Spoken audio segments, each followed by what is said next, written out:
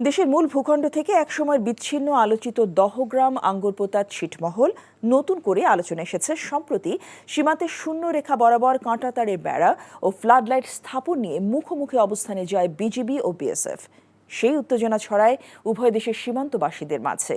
2010 সালের এক চুক্তির আলোকে সেখানে কাঁটাতার স্থাপনের কথা বিএসএফ জানালেও বাংলাদেশিরা বলছে নানা সমস্যার কথা, ফলে বাংলাদেশ নতুন করে সেই চুক্তি যাচাইয়ের কথা ভাবছে।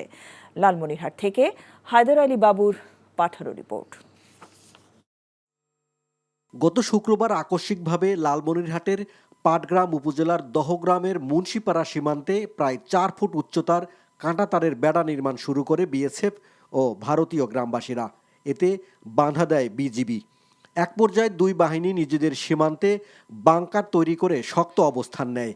তবে শনিবার রাতে পঞ্চগড়ের বাংলাবান্ধা সীমান্তে দুই বাহিনীর উচ্চ পর্যায়ের বৈঠকের পর উভয় বাহিনী স্বাভাবিক অবস্থায় ফিরে আসে। ফলে আপাতত সেখানে পরিস্থিতি শান্ত রয়েছে।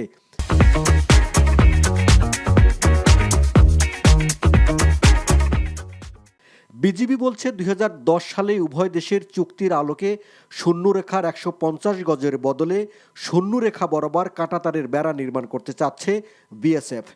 আঙ্গুরপোতা দহগ্রামের জন্য যে চুক্তি হয় সেই চুক্তির মধ্যে তাদের ডিমান্ডের মধ্যে আমাদের যেমন 24 ঘন্টা আমরা অ্যাক্সেস চেয়েছি, তারপরে নিজ দিয়ে কেবল যাবে, ওয়্যার যাবে, যে কোনো কিছু যেতে পারবে। তার বিনিময়ে ওদের ডিমান্ড ছিল হচ্ছে এই আমাদের তাহলে আমাদেরও নিরাপত্তার ব্যাপার, সেক্ষেত্রে আমাদের তাহলে কাঁটাতার সব জায়গায় 150 গজ। আর এই ক্ষেত্রে যেহেতু আমাদের জায়গা খুব কম, সেক্ষেত্রে আমরা 0 লাইন পর্যন্ত কাঁটাতার নিতে চাই। পূর্বে কি হয়েছে সেটা হচ্ছে আমরা যাচাই বাছাই করে দেখব। যদি এটাকে আরো মোটিফিকেশনের দরকার হয় তাদের সাথে আমরা তাদেরকে আহ্বান জানাচ্ছি। আমরা আবারও বসবো, আবার আলোচনা করব।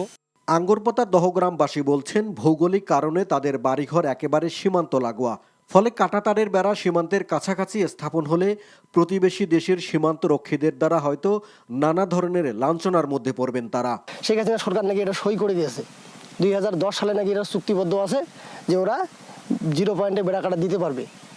কিন্তু শেখ হাসিনা এটা কারণের ভাই আমরা দহগ্রামবাসী এটাকে নিন্দা জানাই। আমরা তো এই বর্ডারে সেইভাবে আসতে পারি না, মানে ভয় ভীতি দেখায়।